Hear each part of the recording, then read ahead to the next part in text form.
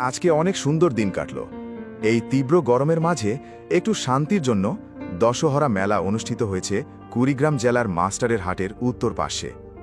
বাংলার এই ঐতিহ্যবাহী মেলা শুধু কেনা বেচা নয়, এই যেন লোকসংস্কৃতির এক মহা সম্মেলন।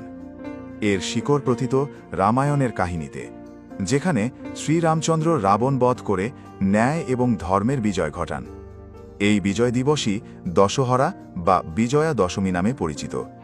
পাশ দিয়ে ধরলা নদী বয়ে যাওয়ায় অনেক দর্শনার্থী এবং অনেক দোকানপাট বসেছে প্রাচীনকালের ঐতিহ্যকে ধরে রাখতে। যুগের পর যুগ এই দশহরার মেলাটি অনুষ্ঠিত হয়ে যাচ্ছে। এই মেলায় শুধু কেনাবেচা নয়, অনেক প্রাচীনকালের স্মৃতি বিজড়িত থাকে। মাস্টারের হাটের এই মেলায় নানান জায়গা থেকে অনেক লোক এসেছে। তারা কিনতে আসেনি, বরং তাদের পল্লী গ্রামের ভালোবাসা নিতে আসছে।